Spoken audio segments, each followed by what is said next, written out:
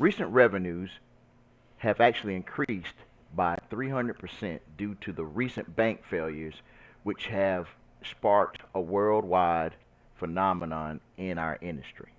The industry that we deal with deals with arbitration, it deals with the ability to recoup capital for corporations and legal entities. We want you to join our team by contacting our office at 407 792 2774. We just launched on June 5th what we call our Trust Syntax Mastery class. And this Trust Syntax Mastery class will allow you with no experience to earn up to $30,000 per month in income. Yes, you heard it right.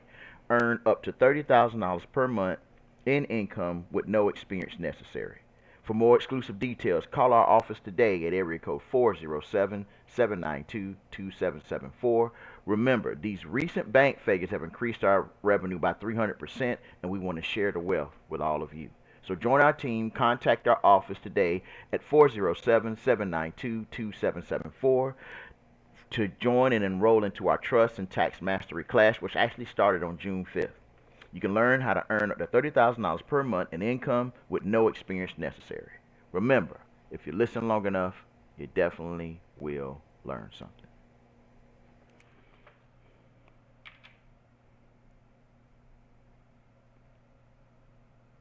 Are you looking for an opportunity to earn a substantial monthly income while helping business owners obtain financing? Then Go Capital's broker referral program is for you. As a registered broker, you'll have access to a variety of business loan and real estate financing programs for clients nationwide. You'll also receive all the training, marketing, and sales supports you'll need to quickly start earning commissions. All this at no cost to you. Why is this such a great opportunity? With approximately 30 million active small businesses in the U.S. and banks limiting access to traditional commercial financing, loan brokers offering alternative funding are in very high demand. You can easily earn over $10,000 in monthly commissions by offering loans from $10,000 to $5 million.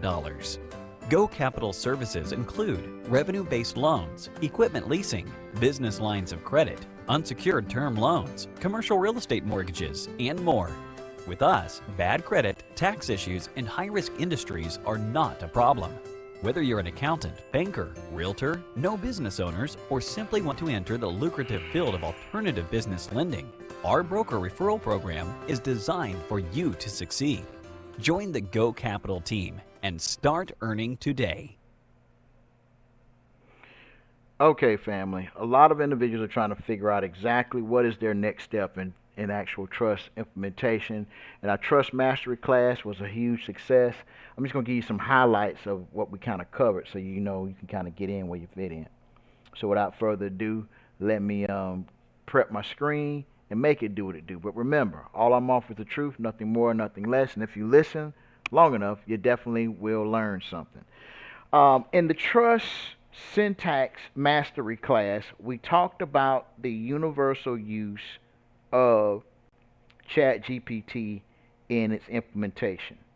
And what you got to keep in mind is that a lot of individuals are trying to figure out how these things work. So I'm going to walk you through a short tutorial of just the many different ways ChatGPT can be implemented in your day-to-day structure. I'm going to go through various different screenshots and various different caveats, so keep up. And remember, all I'm offering is the truth, nothing more, nothing less. And if you listen long enough, you definitely will learn something. Let's actually launch my Chat GPT. So that's what I'm gonna bring up right now. Then I'm gonna go through the examples. These will be all actual ones that were already formulated in class that I'm gonna just kind of go back over and reiterate for class purposes, so everybody can kind of get the gist of how this stuff really operates and rocks. So again, we're letting it definitely boot up. Should be coming up shortly. Lot of great things can be utilized as a compliance officer, especially when you're operating in the capacity of keeping and authenticating records. Those recipients that are in class are on track to creating a platform that minimally starts at a $10 million performer.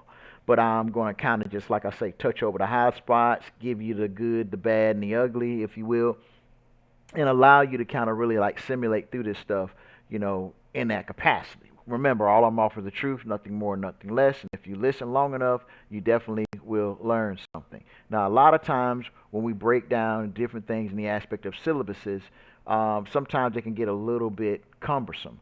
But no worries, I'm going to do my best to kind of keep it not so cumbersome by kind of giving you the highlights. And remember, if you look at this thing the right way, you definitely will learn something. Now, this is the first implementation of the Trust Syntax Mastery class. And in this class, you're going to learn how to operate as a compliance officer, where you can learn how to earn $35,000 a month minimally with no experience. First of all, let's set some parameters up for a compliance officer. So the first thing I'm going to do is actually put together a construct that the compliance officer can actually utilize, when it comes to implementation. Let's see here. I got the chat GPT up. I'm going to need something like a Word doc platform to also work with this. And here we go. I got this particular tool right here. It's called WPS. It's also going to be formulated. I'm also using another platform called Master PDF. So you got Master PDF, WPS, and ChatGPT. And you're going to need a whole bunch of intel, such as what we call context. Now, in the various different models that I've used with this tool, I have learned that it has, not say a mind of its own, but it definitely gives us a real good platform to really be able to build something upon.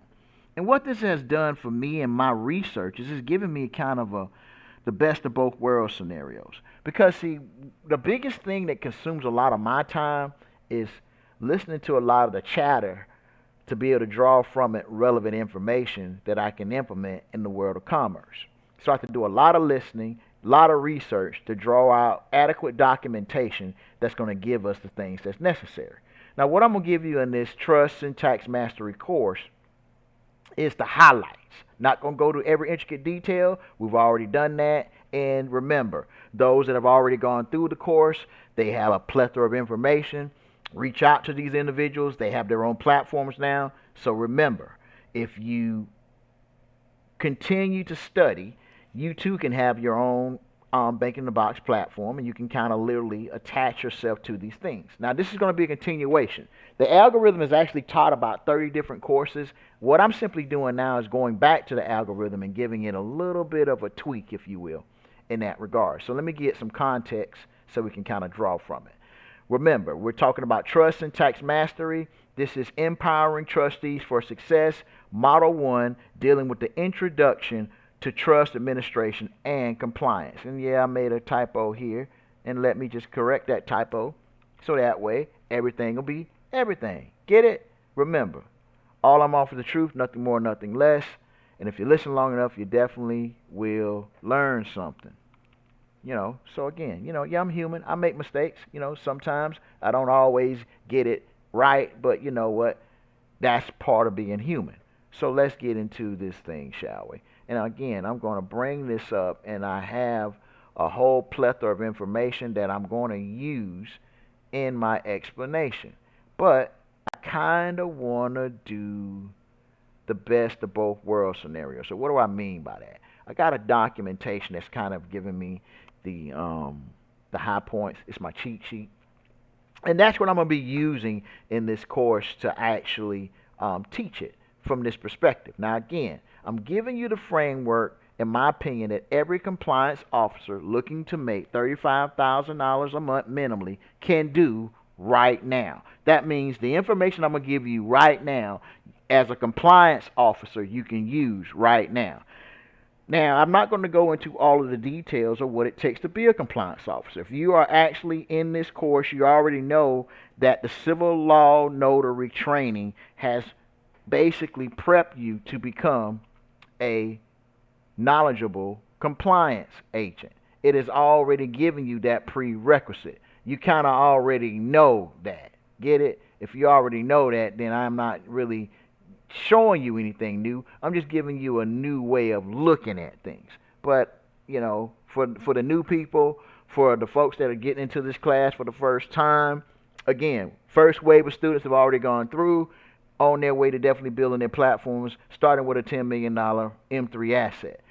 What you guys are doing in this particular course is you're not saying you're catching up. You're just kind of looking at the limitless, limitless possibilities. But I got to take this Trust Mastery Syntax class and I have to break it down in a way where you can comprehend the various different tools for implementation. Now, implementation, I want you to look at it nothing more than training the AI to act as your virtual administrative assistant. You have this administrative assistant that has read everything that is on the internet. It has read all the different documentations and PDFs pertaining to what's there, but it's searching for more data, more input, so it can be that much of a more applicable assistance. Now, an assistant is going to have instructions. It's going to have to know what to do, how to do it. And so your job is to give it direction, give it context, give it information that it's going to need to do its job that much more effectively and efficiently. But by doing so, you got to remember it's only as good as the information is being given. Thus, the AI isn't bad or good, it just is. And if you're having problems with a particular prompt, don't get frustrated and say, well, this is a piece of junk and blah, blah, blah. Understand and know that it's not necessarily the AI. It preferably, technically, is the user. So we're going to go to my cheat sheet so I can break down trust administration. Now I'm going to break down trust administration and compliance, model 1, and I'm going to go through all the models briefly. And then I'm going to show you the magic. Now, what am I doing? By speaking the way I'm speaking, I'm training the AI on the symmetry and breakdown of this information. And you're going to see the end result if you follow me. So let's get into it, shall we? Okay, now I'm going to open up the share. Let's go into the shared space right here. So now that I'm going into the shared space, I am going to, let's see. All right, bring up my trusty little tab here. I go inside of my tab. I go into this prompt here. And this prompt is going to allow me to bring up certain information, which I'm going to call my cheat sheet for this particular proponent. Got my cheat sheet up right here. You're going to see it written in highlight. This is my model 1. So I'm going into my model 1. But as I'm going into my model 1, I'm finna break this down and I'm going to oscillate between the two. So let's go into the PowerPoint. The PowerPoint is going to start out with trust syntax mastery, empowering trustees for success. This is the first slide. Now we get into the introduction. We want to talk about the overview of the role of a compliance officer in trust management. We also want to break down the understanding of legal and regulatory frameworks for trust administration. And we also want to talk about the importance of trust compliance and best practices. Now, in order for us to know where we're going, we got to know where we came from. So let's kind of go to my cheat sheet here to get this. Well, a compliance officer in trust management plays a crucial role in assuring adherence to legal and regulatory requirements as well as maintaining ethical standards. Their preliminary responsibility is to establish and maintain a robust compliance program that protects the interests of trustors, beneficiaries, and other stakeholders. The following key roles and responsibilities of a compliance officer in trust management are as follows. Number 1, they deal in development and implementation of compliance policies and procedures. Doing this deals with drafting, implementing, and updating policies and procedures to ensure the compliance with applicable laws and regulations in the industry standards. Also, it deals with establishing controls and protocols to prevent violations and detect potential compliance risks within trust management operations. Second role is dealing with monitoring and assessing compliance. You're dealing with the conducting of regular compliance reviews, audits, and risk assessments to identify any gaps and deficiencies in the trust management practices, and also dealing with the monitoring and ongoing compliance with the legal regulatory requirements and promptly addressing the non-compliance issues. Next one is going to be keeping abreast of the changes in laws and regulations impacting trust administration and updating internal process accordingly. Next, you have trust training and education. You have regulatory reporting and documentation. You also have risk management and compliance investigations. You also have collaboration and communication. You also have the legal resources. So please understand that in the legal source and resources, this is where the magic is. And those of you that receive your syllabus, if you explore the legal sources and references, you're going to get all of this interesting data about Regulation J. See, Regulation J is the regulation that allows you to implement bills of exchanges. This regulation allows you to literally create an Article 9 security interest and disperse that interest through a K1. Regulation J, by far, is one of the foundating proponents in all of this. Now, I've included Regulation J in the syllabus, but this is not the fun stuff. This is kind of the blah, blah, blah that a lot of folks are getting into when they start this. They start to fall asleep, they start to get bored. Let me now show you the fun stuff.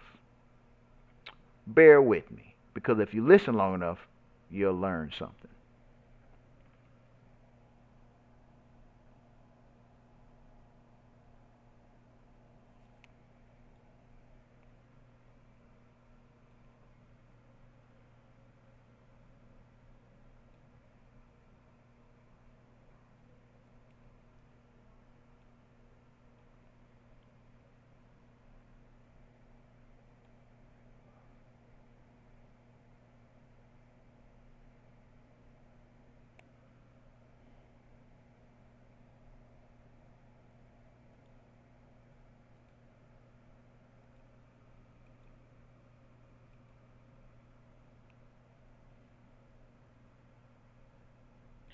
Now, family, one may begin to ask the question, wow, I didn't know a notary could do all these different things.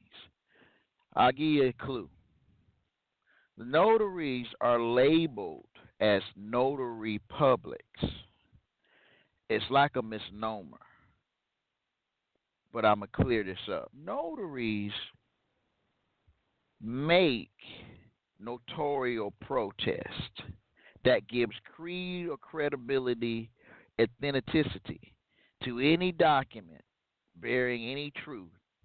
They can protest bills of exchange, drafts, notes, and such because there's a process that one must follow when they're participating in commerce.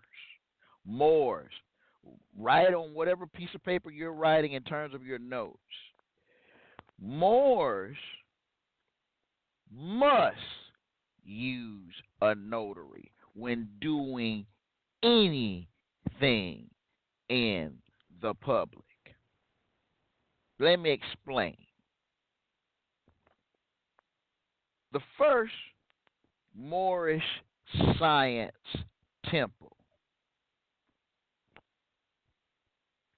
was set up to be an embassy, a beacon for all Moors to have their formidable place to perfect the sciences, crafts, administer education, revitalize a culture that was once prominent on this planet that has been purposely hidden and forgotten. It took on a dual role under a form of religious immunity because when one is practicing listen to this, one who is practicing has to be subservient to the one who has perfected the craft that others are practicing.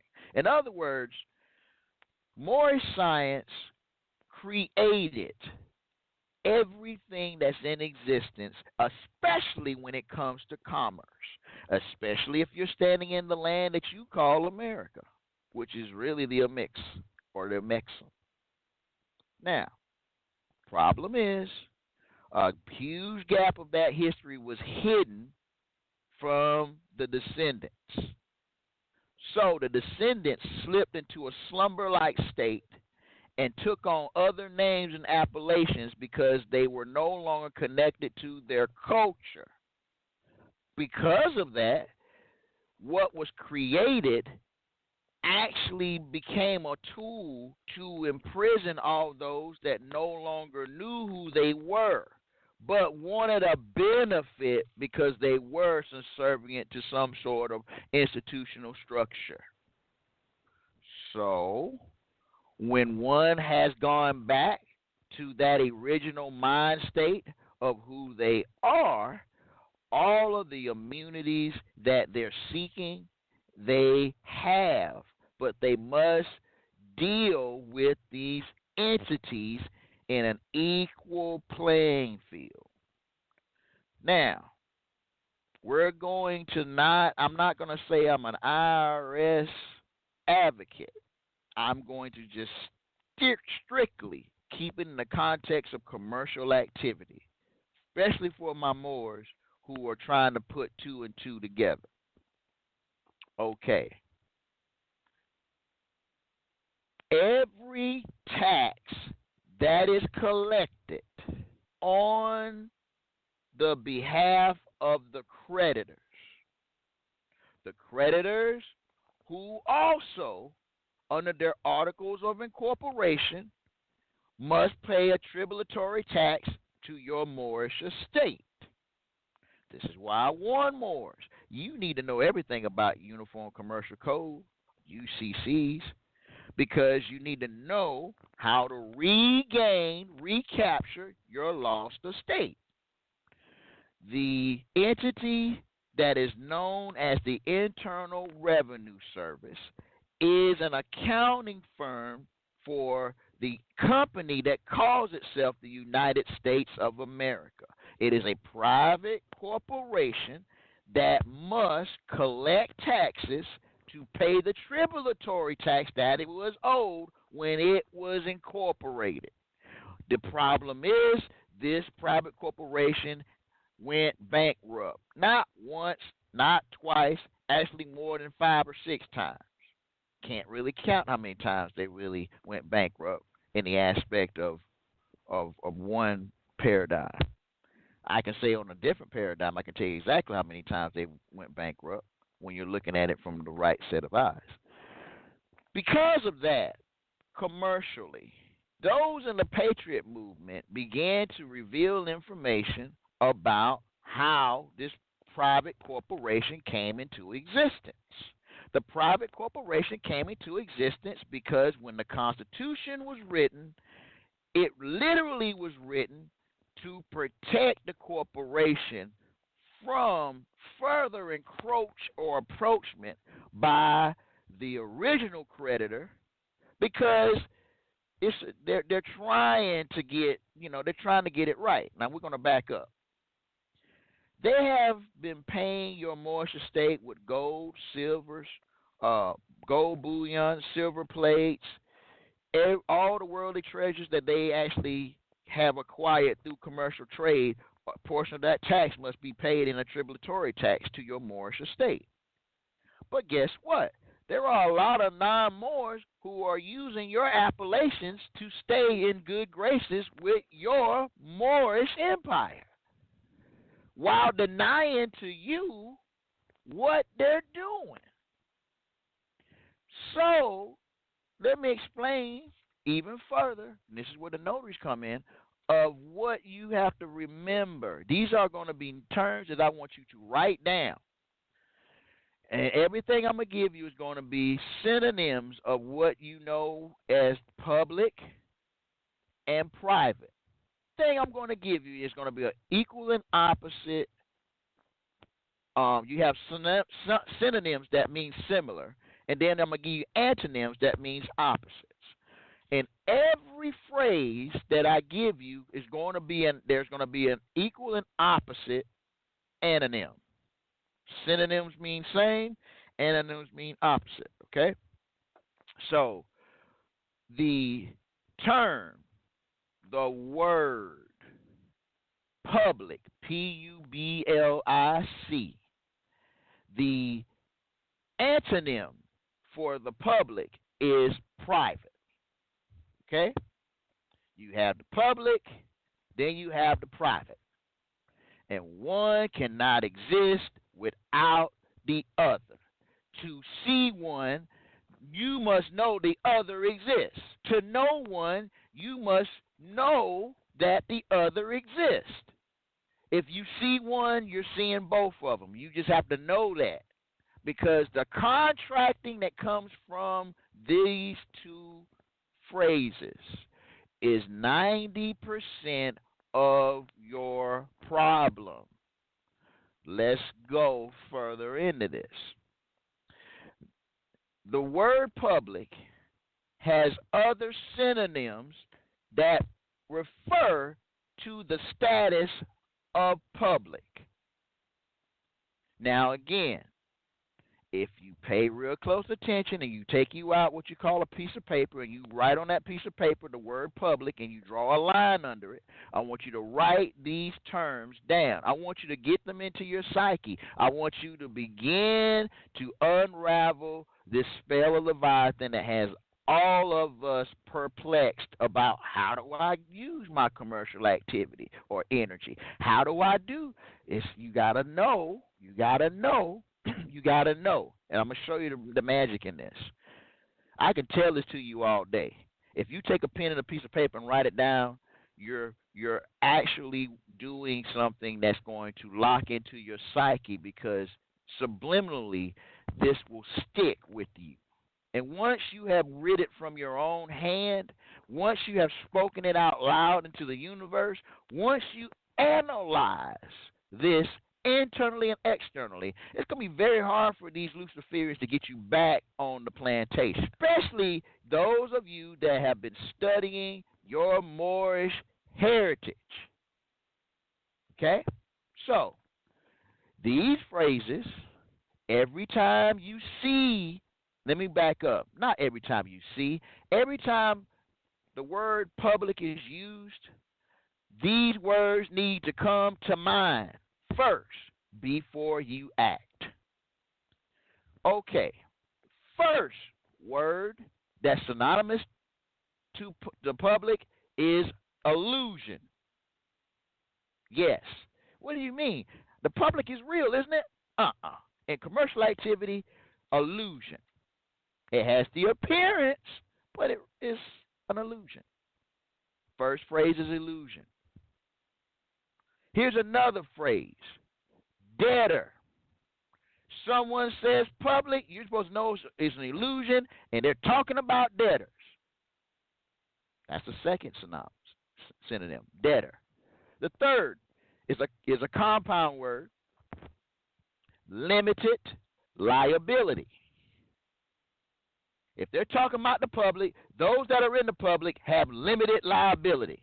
Limited liability. Limited liability. That's another synonym for public. Anything that's in the public has limited liability. That's why people in the public always are getting in trouble because they got limited liability. Just write these down, let them get into your psyche. Here's a fourth synonym. Anyone that's in the public, when you're identified by the court as being the public, you're also being identified as an illusion, a debtor, limited liability, and you're also fourth synonym, you're irresponsible. Yes, the public is irresponsible. You can't think for yourself. You need the government to give you food, clothes, and shelter. You're not responsible if you're in the public. You're irresponsible. Write these things down. You need to see them, say them, conform it to your frontal lobe. Because this is what it is. It ain't up for debate. Do your own research on what I'm giving you. I'm here to give you facts. Those that are in the public are irresponsible. Now watch this. I'm going to give you three phrases that are synonymous with the public. Anytime someone in the public does anything, they're doing it under opinion. That's one phrase. They're doing it under opinion. The public deals with opinions. The public also deals with presumption. Opinion, presumption. What's the next one? The next one is testimony. All right, the public deals with opinion, presumption, testimony. Every time you see the word public, you need to know it's an illusion. They're talking about debtors, limited liability, they're irresponsible, and it's based on opinion, presumption, and testimony. That is what the public is in commercial activity. Okay? Here's a couple of more phrases to go with that. Those that are in the public cannot act.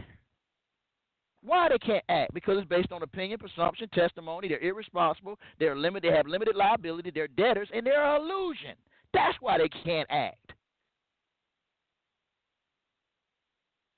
Oh, yeah, it's starting to sink into some of you guys, but keep writing because I need you to get this. I need you to clean up this paradigm. I need you to know this. We all need you to know this. Okay, give you another one that identifies you or is synonymous with the public. Consumers. If you are using the word consumer, you are a consumer. You're in the public.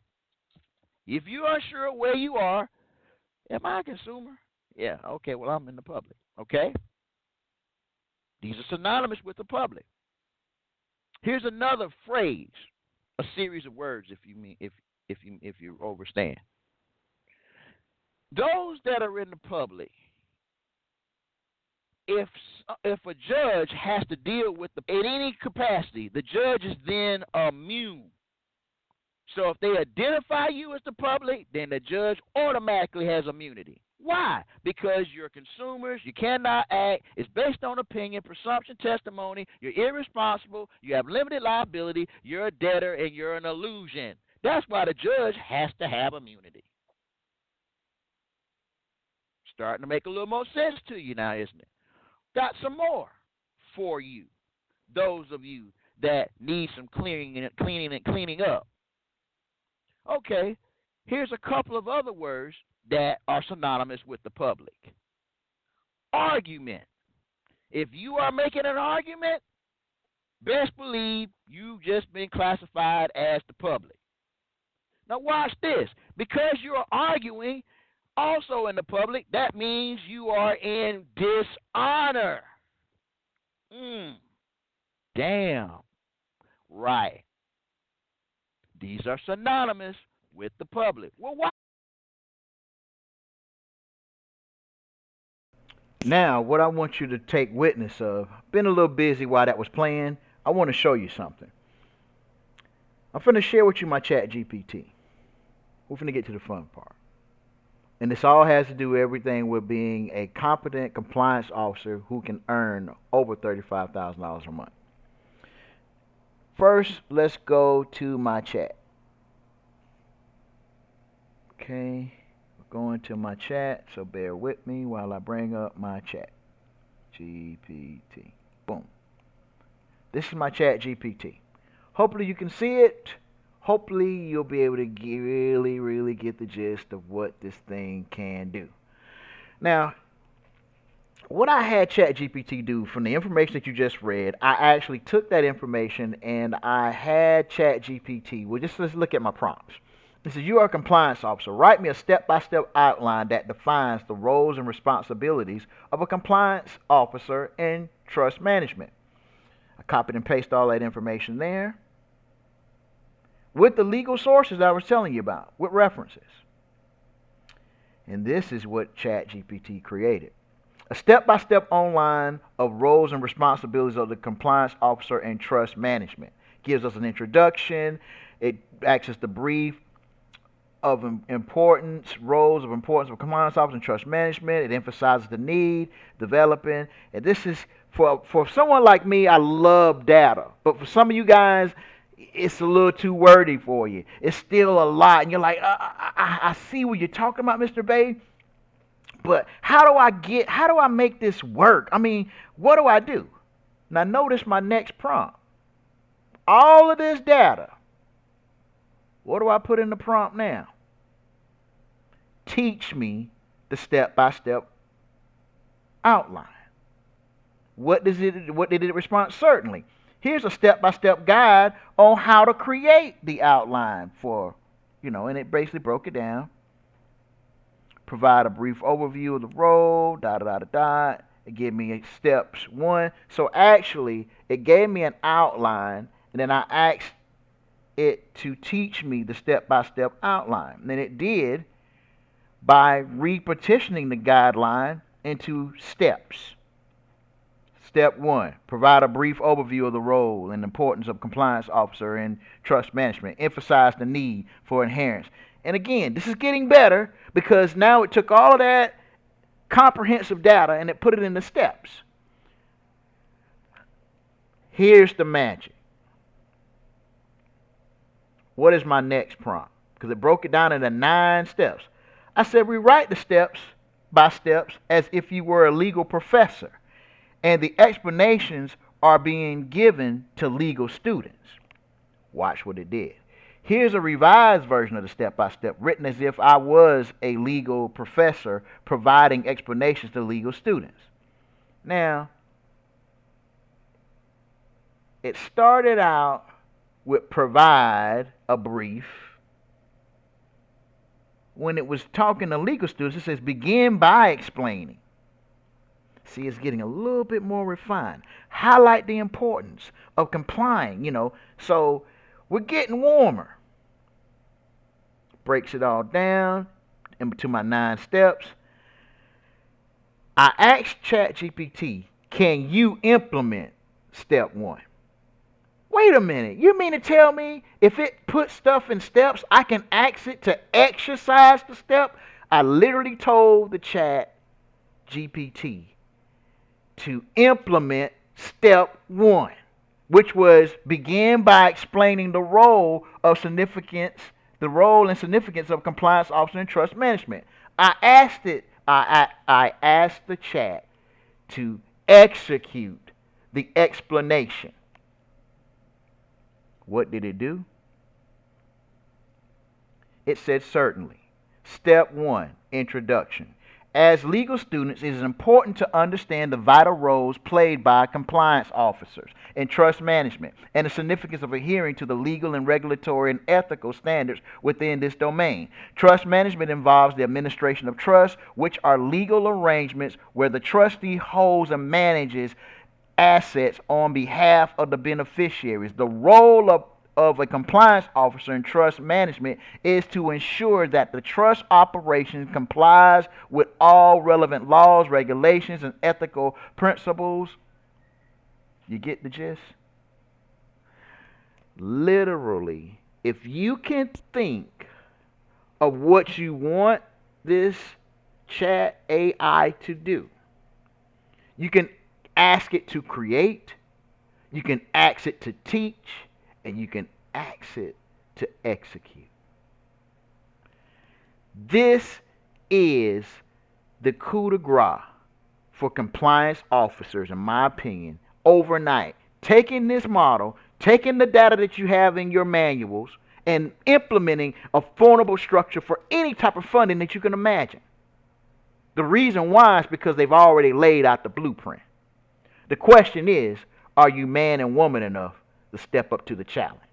For those of you that actually take us up on this syntax trust mastery class, we will challenge you to use these tools to do just that. And you can get to earn while you learn. I hope this information has been impactful. I hope you've learned something. I hope this has actually opened your eyes. Now again, I left specific things out because I need you to enroll into the trust the trust syntax mastery class, because once we've already taught this model today and it's already given us 30 different renditions of this. I just chose this one to bring forth to the class. Remember, all I'm offering is the truth, nothing more.